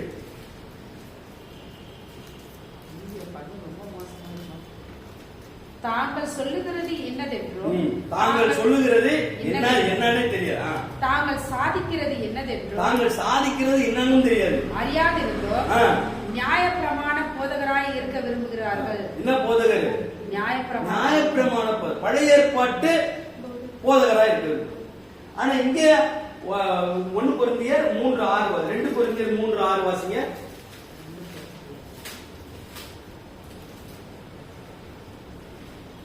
புது உடன்படிக்கையின் ஊழியக்காரராய் இருக்கும். ஆமா, அதான் என்ன ஊழியக்காரரா இருக்கணும்? புது உடன்படிக்கையில் இவர்கள் நியாயப்பிரமாண போதகர்கள். யாருடைய போதகர்கள்?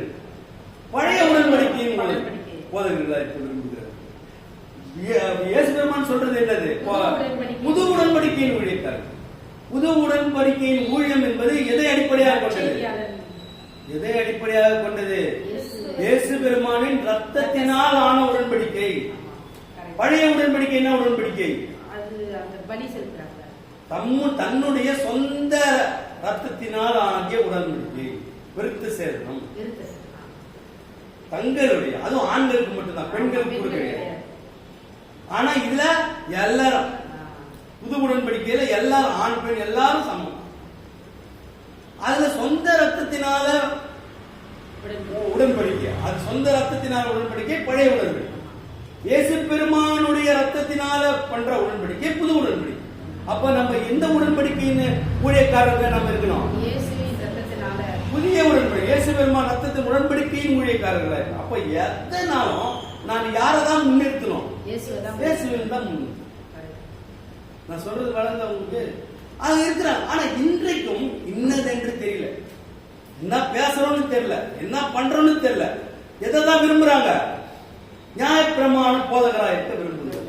பழைய ஏற்பாட்டு பழைய உடன்படிக்கையின் ஊழியக்காரராக இருக்கிறது. அந்த உடன்படிக்கை என்ன உடன்படிக்கை?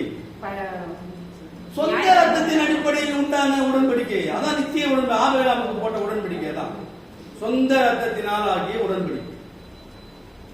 அது சொந்த ரத்தத்தினால் உடன்படிக்கை நிக்குமா? இயேசு பெருமான ரத்தத்தினால் உருவாக்கிய உடன்படிக்கை நிக்குமா? ஆனா நம்ம இன்னைக்கு இருக்க பெரும்பாலான ஊழியக்காரர்கள் எந்த அடிப்படையிலான ஊழியக்காரர்களா இருக்கிறாங்க? நியாயப்பிரமாண வசனம் தான் சொல்றது. பவுல் தான் சொல்றாரு, நான் சொல்ல. இந்த வசனங்களை யார்? நான் சொல்ல. எழுதி வாஸ்தவம்ல நியாயப்பிரமாண போதகரா இருக்க என்னது செய்யறதுன்னே தெரியல. என்னது செய்யறோம், என்ன பேசுறோம்ன்றதே தெரியாது. ஆனா எதுக்கு விரும்புறாங்க? நியாயப்பிரமாண போதகரா இருக்கு. ஏன் சொல்லுங்க பாபா. அதுல ரொம்ப விரும்புறதுக்கு காரணம்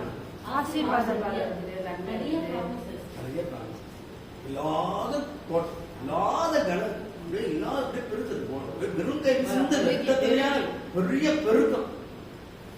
அத விரும்புற ஆட்கள் இருக்கிறனால போதிக்கிறாரு. ஆட்கள் அப்படி சொன்னா நிறுத்தியா இருக்கும். நீ கஷ்டப்படுவா, நீ துன்பப்படுவா இருக்குமா? இப்போ ஒரு நற்செய்தி எனக்கு போய் ஒரு ஆசீர்வாதமா வார்த்தையை பேசுன்னு சொன்னா பேசலாம். பேசுறதுக்கு அஞ்சுவோம். என் தங்கச்சி பக்தி, ஐயோ உன்ன மாதிரி நான் பக்தியா இருக்க மாட்டேன், எல்லாத்தையும் இறக்கணும், நான் எதுக்கு வரணுன்ற சொல்றது உங்களுக்கு வளருதா? அப்போ நம்ம என்ன ஊழியக்காரர் ரொம்ப கவனமா இருக்கணும். நான் அன்னைக்கு கூட நான் உங்களுக்கு சொன்னேன்னு தெரியல. நீங்க அந்த வசனங்கள் போடுறீங்களா, ரொம்ப நல்லா இருக்கு வசனங்கள். ஆனா எல்லாம் பெரும்பாலும் பழைய ஏற்பாடு. இப்ப முயற்சி செய்யுங்க. ரொம்ப நல்லா இருந்தது, ரொம்ப சிறப்பா இருந்துச்சு, ஆறுதலா இருந்துச்சு.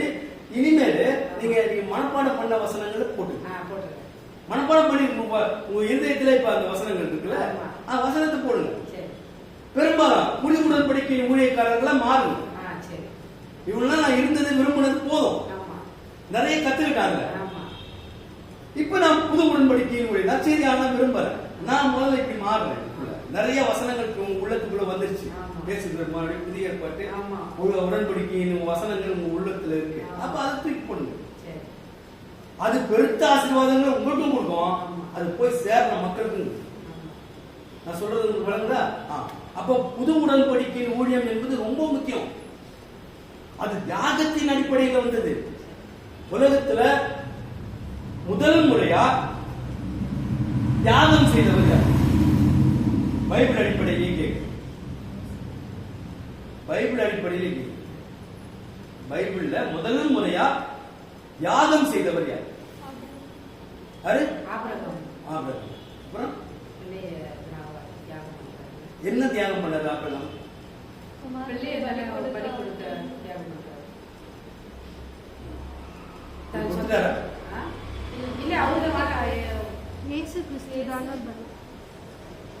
உலகத்திலேயே பைபிள்லயே எல்லா இடத்துலயும் முதல்ல தியாகம் செஞ்சு இயேசு பெருமான்.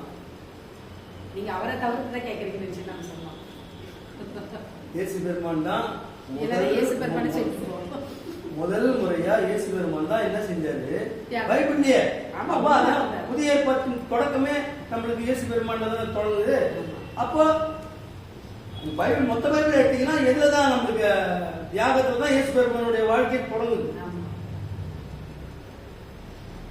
தியாகம்னா என்னன்னு தெரியணும். ஒருத்தருக்கு இப்போ யோபு நிறைய பேர் நான் கேட்கும் போது கேள்வி கேட்கும் போது நிறைய பேர் யோபுவை சொல்லுவோம். யோபு தான் நிறைய தியாகம் பண்ணாரு. அவர் தியாகம் பண்ணாரா இழந்தாரா? அவர் இழந்துட்டார். அவர் விரும்பிலாம் கொடுக்கல. அப்போ அந்த இழப்பை விரும்பி கொடுக்கிறது இருக்கு பத்தியா, அதுதான் தியாகம். அந்த இழப்பை அவர் விரும்பணும். விரும்பி அந்த துன்பத்தை விரும்பி அந்த வலியை விரும்பி அதை அடுத்தவங்களுக்கு கொடுக்கிறது தானே. அதை இயேசு பெருமான் தான் தம்மை தாமே பலி. அவருக்கு பலம் இருந்துச்சு. அவரை பலவந்தப்படுத்தவே முடியாது. இயேசு பெருமானை யாரும் பலவந்தப்படுத்த முடியாது. அவங்க கேட்கிறாங்க, கெத்செமனே தோட்டத்துல கேட்கிறாங்க, நீங்க யாரை தேடி வருகிறீர்கள் அப்படின்றாங்க. அவர்கள் நாங்கள் இயேசுவை தேடி வருகிறோம். நான் தான் அவர் என்றார். அவர்கள் எல்லாம் பின்னிட்டு விழுந்தார்கள் அப்படின்னு அவர் சாதாரணமா சொல்றாரு. என்னன்னு நான் தான் அவர் அப்படின்னு யாரா நீங்க அப்படின்னு எரிஞ்சு போயிட்டு இருப்பாரு. ஆமா தானே? அவர் தம்முடைய வல்லமையை என்ன செய்யல, வெளியில அந்த இது அவர் தம் முழுமையாக தன்னுடைய விருப்பத்தை என்ன செய்யறாரு, அந்த தியாகத்துக்கு நான் இப்ப வேண்டும்னா 12 லேகியோனுக்கு மேல அனுப்ப மாட்டாரா பிதா அப்படின்னு கேக்குறாரு. ஒரு தூதனே 1,00,000 பேரை கொள்ளுவோம். 12 லேகியம் தூதன் வந்தாலும் எத்தனை பேரை கொள்ளுவோம்? அனுப்ப மாட்டாரா அப்படின்னு கேக்குறாரு. அப்ப அவருக்கு அவ்வளவு வல்லமை இருந்தும் தன்னை என்ன செஞ்சாரு, அந்த பலிக்காக, அந்த இயேசு பெருமான் தியாகத்திற்காக அதை தன்னை அடக்கி கொண்டார். இல்ல அப்போ அவரா மனம் வந்து தம்மைத்தாமே என்ன செய்யறாரு, ஒப்பு. அதான் ரொம்ப முக்கியம். அடுத்து பேரண்டத்தின் கடவுளாகிய இயேசு பெருமானை நற்செய்தி வழியாக அறிவிக்கிறார். இயேசு பெருமான் யார்? பேரண்டத்தின் கடவுள். நம்ம அதை சொல்றோமா? அதை நம்ம சொல்லணும். அவன் தான் நற்செய்தி. இயேசு பெருமானை யாரும் எக்ஸ்போஸ் பண்ணணும்? பேரண்டத்தின் ஒரே கடவுள் அப்படின்னு எக்ஸ்போஸ் பண்ணணும். அது யாரால தான் முடியும்? இப்போ பெரும்பாலும் எப்படி சொல்றாங்க இயேசு பெருமான்? கிறிஸ்தவர்களுக்கு தான் கடவுள் சொல்றாங்க, கிறிஸ்டியன்ஸ்க்கு மட்டும் தான் ஒரு கடவுளா. அப்படியே சொல்றாங்க.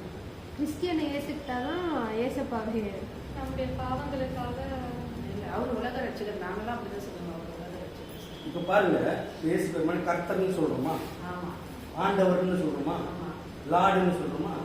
இப்ப இந்த வார்த்தைகள்லாம் வந்து கடவுளை குறிக்கிற வார்த்தைகளா? ஆண்டவான்னு அந்த காலத்துல சினிமா படங்கள்லாம் பாத்தீங்கன்னா ஆண்டவான்னு சொல்லிட்டு புருஷனே கூடுவோம். ஆண்டவன் சொல்றது ஆபிரகாம் சாராலே தன் புருஷனை ஆண்டவன் தான் சொல்றாங்க. இன்னொரு இடத்துல கூட ஏன் நீ அவ்வளவு தூரம் ஆபிரகாம் காலத்துல போறீங்க? இப்போ ஒரு எங்க தாத்தாவுக்கு தாத்தா எடுத்தாலே அந்த காலத்திலே அப்படிதான் கூடுவாங்க. ஆன பிராணனாதா மனவாடா இப்படிதான் கூடுவாங்க. ஆண்டவான்னு தான் கூடுவாங்க.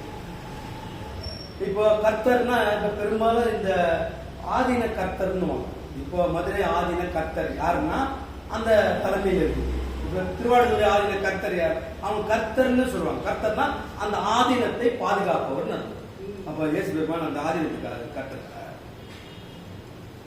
சொல்லுங்க. இல்ல பெரும்பாலும் அப்படிதான் அந்த கர்த்தர் நம்ம வீடுகள்ல பேசி நம்ம வீடுகளுக்குள்ள இது பண்ணா கூட வெளியில பேசி மைக்கில பேசினா கூட கர்த்தர் கர்த்தர்ன்ற வார்த்தையை தான் பெரும்பாலும் பயன்படுத்தும். அப்போ அவர்களுக்கு என்ன புரிதல் ஏற்படும்? ஒரு சாதாரண ஒரு இடத்த காக்கிறவர் பொழுது கர்த்தர்னா அவர் பேரண்டத்தின் ஒரே கடவுள் அப்படின்னு சொல்லணும். அந்த சொல்றது தைரியம் வரணும், அந்த தெளிவு நம்மளுக்கு இருக்கணும். பேரண்டத்தின் ஒரே கடவுள் தான். அப்போ எல்லாம் அடிமைங்க, எல்லாமே அடிமைங்க. கிறிஸ்தவர்களுக்குள்ளே அந்த டிடிபியில ஒரு நிறைய பேரண்டத்தின் கடவுள் சொல்லாது. இதான் தானே இயேசு பெருமானை சொல்லக்கூடாது. 7 வருஷம் படிச்சிருப்பாரு, ஒரு 7 வருஷம் சபையில ஊழியம் கூட செஞ்சிருப்பாரு. அவர் நம்ம கிட்ட ஆர்கியூ பண்ணுவார். என்னன்னு சொல்லக்கூடாது. இதான் தாங்க பேரண்டத்து. இயேசு பெருமானை சொல்லக்கூடாது. Jesus is our lord. இப்ப லார்டு ஞாபகம் பண்றாங்க. இருக்கிற ஒரு சாதாரண மேயரு அந்த அம்மாவையே வந்து அந்த மன்றத்துல இருந்து மை லார்ட் அப்படின்னு தான் பேசுவாங்க. ஜட்ஜி கோர்ட்ல இருக்கிற ஜட்ஜியும் அப்படிதான் பேசுவாங்க, லார்டுன்னு தான் பேசுவாங்க. அந்த லார்டு இவரும் ஒன்னா அவரை காடுன்னு சொல்லுங்க. காடுன்னு தான் சொல்லக்கூடாது. அவர் வந்து யாரு? அவர் லார்டுன்னு தான் சொல்லி காடுன்னா அப்படிதான் இருக்கும்.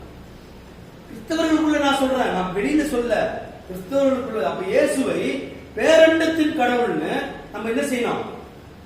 வெளிக்காட்டணும், தைரியமா சொல்லணும். பேரண்டத்தின் கடவுளின் ஒரே கடவுள்னு சொல்லணும். நம்ம தூதர்களுக்குள்ள விசேஷமானவர். நம்ம யாரு? நம்மளுடைய இது எப்படி இருக்கும்? தூதர்களில் அவர் யாரு? விசேஷமானவர். தூதர்கள் விசேஷமானவரா? பேரண்டத்தின் கடவுளா? எவ்வளவு முரண்பாடு இருக்கு. தூதர்களில் விசேஷமானவர்கள் யாரு? தூதர்களின் தலைவனா இருக்கும். தூதர்கள் யாரு? கடவுளின் வேலையாட்கள், பணிவிடைக்காரர்கள் தான் தூதர்கள். அதான் முதல் அடிப்படை. கடவுள் மனுஷனை உருவாக்குறதுக்கு முன்னாடி தூதனை காற்றினாலும் அக்கினியினாலும் தனக்கு பணிவிடை செய்யும் ஆவிகளாக அவர் என்ன செஞ்சாரு? உருவாக்கினார். ஸ்பிரிச்சுவல் பீயிங் அவங்க. நம்ம தான் ஹியூமன் பீயிங், அவங்க யாரு? ஸ்பிரிச்சுவல். இப்ப அதுல இருந்து ஒருத்தன் ஆணவம் கொண்டு கீழே விழுந்தா அவன் பேர் தான் சாத்தான். ஆணவம் கொள்றான், கடவுளுக்கு நிகரா தன்னை அவன் நினைக்கிறான், அதனால அவன் கீழே விழுறான். மீதி பேர் இருக்காங்கல்ல, அதுல தலைவன் இருப்பான். இப்போ இந்த செய்தி சொல்ற இவன் இருக்கான், செய்தி சொல்றவன் கேப்ரியல் தூதன் வந்தான், அவன் செய்தி சொல்றான். இப்போ மிகாவேல் தூதன் அவன் யாரு? அவன் சங்காரம் பண்றான், அவன் வந்து எல்லாரையும் அழிக்கக்கூடிய அப்படின்னு டிபார்ட்மெண்ட் இருக்குதாங்க அப்படின்னு நம்ம பைபிள்ல நம்ம தெரிஞ்சுக்கணும். அப்ப தூதர்கள்ல விசேஷமானவர் யாரு? ஒரு மிகாவேல் தூதன். தூதர்கள்ல விசேஷமானவர் யாரு? கேப்ரியல் தூதன். அவரா? இயேசு பெருமான். அப்படியா? தூதர்களில் விசேஷமானவர் இயேசு பெருமான். அப்படிதான் நம்ம சொல்றோம், அப்படிதான் நம்ம சிந்தனை இருக்கு. இல்ல, இயேசு பெருமான் யாரு? பேரண்டத்தின் ஒரே கடவுள். உலகத்தின் உலகம் இல்ல, உலகம்ன்றது ஒரு சின்ன ஒரு பிளானட். நான் சொல்றது பேரண்டம், பால்வெளி சொல்றேன். பேரண்டத்தின் ஒரே கடவுளுங்கிற அந்த தெளிவும் துணிவும் பயம் இல்லாத அந்த நிலையும் நம்மளுக்கு நற்செய்தியாளருக்கு வேணும். அதை போய் நம்ம வெளியில பறைசாற்றணும். அவங்கதான் யாரா இருக்க முடியும்? நற்செய்தியாளர்.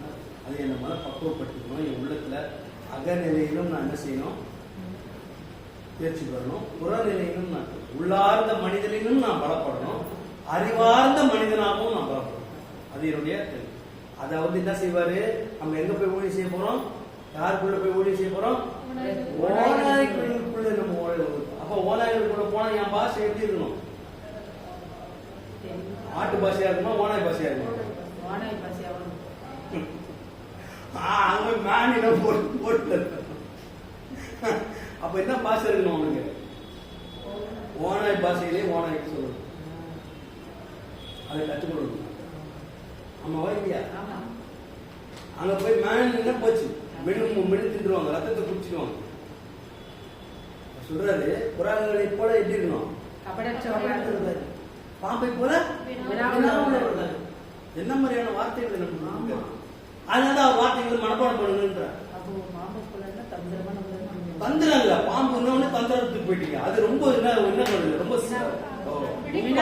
விழிப்புணர்வோட இருக்கு. அது தந்திரன்றது இல்ல, அலர்ட்டா இருக்கும். ரொம்ப அலர்ட்டா இருக்கும். வினா உள்ளவர்கள்னா ரொம்ப அலர்ட்டா இருக்கக்கூடியவங்க. அலர்ட்டா இருக்கும், ரொம்ப டக்குன்னு முத்துக்கும். டக்குன்னு நம்ம கிளம்பிடுவோம். பயம் இருக்கும், ஆனா எல்லாம் செய்யாது. கொத்தாது. இப்ப தீங்கு செஞ்சா மட்டும்தான் இருக்கு. இப்ப அதை வச்சுட்டீங்கன்னா கொத்திடும். அதுக்குள்ளே ஓடிடணும். பயம் இருக்கும், அவ்வளவுதான். பாம்பு பார்த்து டிஸ்டன் தூங்கணும்னு அலர்ட் ஆகிட்டீங்களா, அது மாதிரி தான் இருக்கணும். நம்ம வந்து ஒரு என்ன செய்ய பாம்பை போல வினா உள்ளவர்கள் அலர்ட்டா ஆனா இப்ப அதை அடிக்க போயோ அதை மெரிச்சாலும் என்ன செஞ்சிடும், கொட்டிடும். அதனுடைய இயல்பு, அதனுடைய இயல்பு. ஆனா அவர் என்ன சொல்ற, வினா உள்ளவர்களா இருக்கு. பாம்பை போல கொத்தாத, கொத்துன்னு சொல்லல. பாம்பை போல கொத்து நான் சொன்னாரு.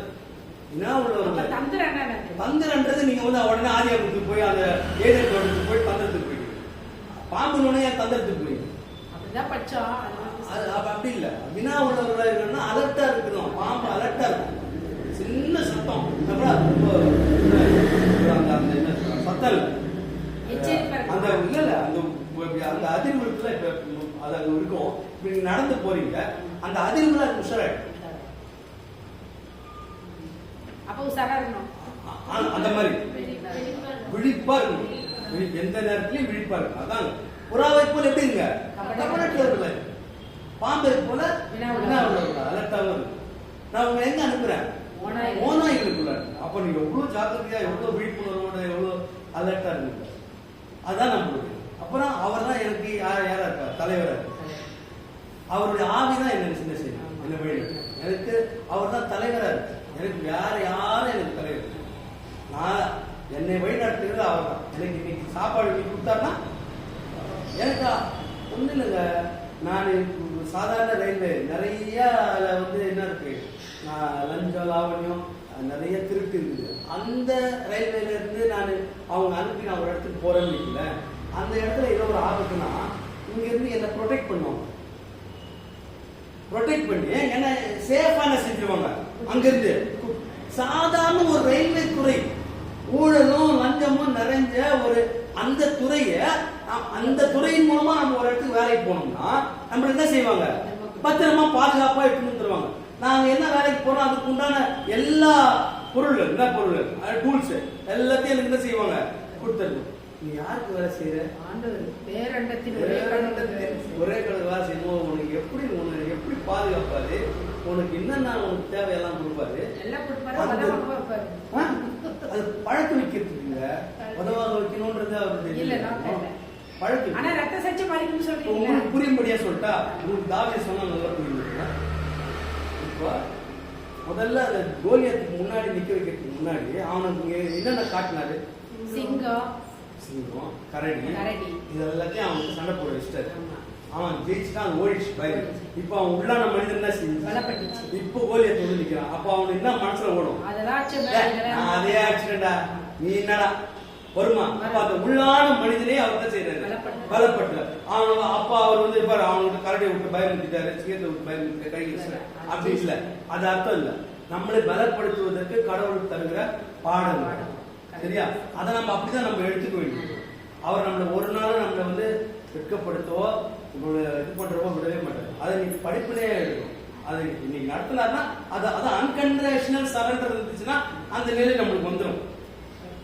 இன்னைக்கு இது நடந்திருக்குன்னா இதுதான் நம்ம அவர் அனுபவிச்சிருக்கிறாரு அப்படிங்கிற ஒரு ஏன் அவர் எனக்கு வேற அனுபவிச்சீங்க, என்ன நீங்க பண்ற உன் வேலைங்க வந்தா நீங்க அந்த வெளிநாட்டுல ஷூட் பண்ணிட்டாங்க தெரியுங்களா. அவர் வாலிப பிள்ளைங்களே உருவாக்குறவர், அந்த பேர் மறந்துட்டாரு. அவர் ஷூட் பண்ணாரு, சின்ன வயசுதான், 32 வயசுதான். அவரும் ஆண்டவருடைய காரியத்தை அவ்வளவு அற்புதமா சொல்றாரு. இல்ல சொல்ற அது மாதிரி அர்ப்பணிச்சிருக்காரு. அவருடைய ஆயுசு நாட்கள் அவ்வளவுதான். ஆண்டவர் அனுமதிச்சிருக்காரு. அது வசனம் அவரே சொல்றாரு, கோதுமை மணியானது அங்க அப்படியே இருந்துச்சுன்னா ஒரு பலனை தராதுப்பா, அது செத்ததையாயின் இந்த பலன். அதான் அப்ப அவர் விழுந்தது என்னவா விழுந்திருக்காரு, விதையா விழுந்திருக்காரு. அவரை மாதிரி 1000 பேர் எழுப்புவோம். நான் சொல்றேன், அதனால அதை வந்து ஒரு குறைய நம்ம சொல்ல முடியாது. அந்த விதையை விதைச்சிருக்காருன்னு தான் நம்ம போடுறோம். மரணம் என்பது ஒருவருக்கு தண்டனை அல்ல. நம் கிறிஸ்தவர்களுக்கு அது நம்ம ரொம்ப தெளிவா தெரியும். மரணம் என்பது ஒருவருக்கு தண்டனை அல்ல, அது ஒரு பரிமாணம். எப்படி நம்ம ஒவ்வொருத்தரும் நம்ம பிறக்கும் போது நமக்கு எப்படி ஒரு ஸ்டேஜ் வருதோ, குப்புறப்படுத்து குழந்தை நடக்குது, ஆமா. பேசுது அப்படின்னு ஒரு ஸ்டேஜ் வருதுல்ல. பெண் பிள்ளைகள் வந்து அது பருவம் அடையுது. அது மாதிரி ஒரு ஸ்டேஜ் வரா மாதிரி இறப்பு என்பதும் என்னது, ஒரு ஸ்டேஜ் தான். அது இன்னொரு வாசல் திறந்து நம்ம நம்பிக்கை அதான். இயேசு பெருமானோடு நான் இருக்க போறேன், அதான் நமக்கு நம்பிக்கை. அடுத்து புதிய உடன்படிக்கையின் ஊழியக்காரர். நம்ம எந்த இதுல இருக்கணும், நம்ம புது உடன்படிக்கை. புது உடன்படிக்கையின் ஊழியர். அடுத்தது வேற இடத்தில் ஒரே கடவுள்னு நம்ம என்ன செய்யறோம், நற்செய்தியாளர் அறிவிக்கிறோம், உலகத்துக்கு அறிவிக்கிறோம். ஆமா, இயேசு பெருமானை நம்ம இன்னைக்கும் நாம வந்து என்ன செஞ்சுட்டு இருக்க கூடாது, லார்டு கர்த்தர்னு. இப்போ தேவன்னு சொல்றாங்கல்ல, தேவன்ற வார்த்தையை நம்ம நிறைய பயன்படுத்துறோம்ல, அது தமிழ் மொழியில இருக்குது. நம்ம பார்த்துருக்கிறோம், ஏதோ ஒரு புக்கில் கூட பார்த்தோம். நிறைய தேவன் வார்த்தையை சொல்லுவாங்க. இவங்களும் நிறைய வார்த்தைகள் தேவன்ற வார்த்தைகள். தேவன்றது ஆண்பால், தேவிங்கிறது பெண்பால். தெய்வம்ங்கிறது அதனுடைய தொடர்ச்சியா வரக்கூடிய சிறப்பு நிலை. தேவன், தேவி, தெய்வம் இதெல்லாம் ஒரு நிலை. நம்ம இயேசு பெருமான் இவரா இல்ல, தேவன். யார் அவர்? வேறு கடவுள். நம்மளுக்கு அந்த வார்த்தைகள், நம்ம கிறிஸ்தவர்களுக்குள்ள தேவன் சொன்னா அவங்க எல்லாருக்கும் புரிஞ்சிடும், அது ஓகே, அது பரவாயில்ல. ஆனா நம்ம வெளியில போய் நற்செய்தி எல்லாம் போய் தேவன் தேவன்னா என்ன செய்யாது. இப்போ பொதுவான பேர் கடவுள், இறைவன் அப்படின்ற வார்த்தைகளை நம்ம பயன்படுத்தும். பெரும்பாலும் நம்ம இந்த வார்த்தைகளை தவிர்த்தது. இந்த வார்த்தைகளை கர்த்தர், ஆண்டவர், தேவன்ற வார்த்தையை பயன்படுத்தும். எப்படி பயன்படுத்தணும், கடவுள், இறைவன். கடவுள்னா யாருக்கு தெரியும், அவங்களுக்கு தெரியல.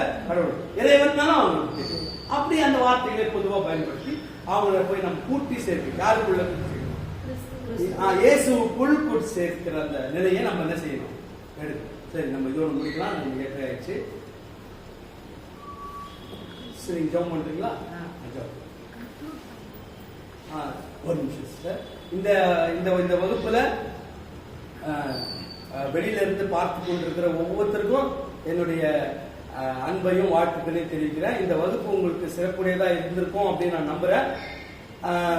தொடர்ந்து இந்த வகுப்பு ஒவ்வொரு ஞாயிற்றுக்கிழமை 3வது வாரமும் தொடர்ந்து நடைபெறும். இப்ப நம்ம ஜெபத்தோட இந்த கூடுகையை முடிக்கிறோம்.